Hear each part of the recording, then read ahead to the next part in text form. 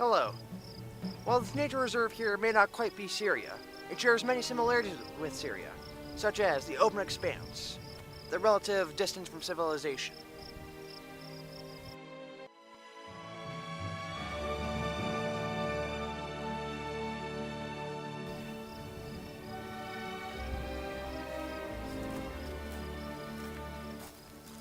However, there are many core differences between the US and Syria. For example, while our last civil war was over 150 years ago, theirs is currently going on in one of the bloodiest conflicts in the world currently.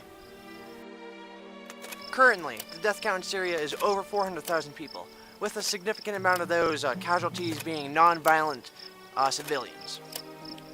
This has led to the Syrian refugee crisis and civil war becoming the largest humanitarian crisis to ever happen on our world.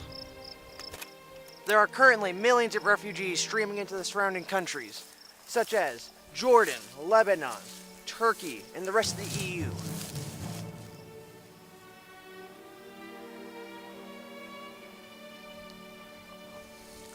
When these refugees reach their respective countries, they are often forced into refugee camps. The conditions there are unlivable. These camps are plagued by rampant disease, lack of clean water, lack of access to water, constant malnutrition, and a very high homicide rate. Yet the world is doing very little to alleviate this suffering. New waves of nationalistic, xenophobic sentiment have in some countries moved their quotas of refugees from small to insignificant. There is still hope, however. Many humanitarian movements have thrown their efforts and resources behind helping refugees. However, for the civil war itself, there seems to be no end in sight. There have been numerous war crimes and human rights violations, but for now, all is fair game in Syria.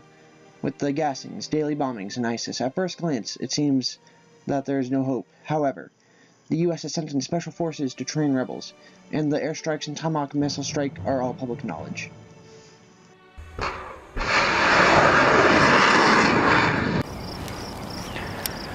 The situation in Syria, while dire, is much more manageable than it may seem at first glance. With the proper commitment and resolve, the countries of the world have the ability to solve the crisis whenever they feel like, if they're able to unify against the injustices being committed in Syria.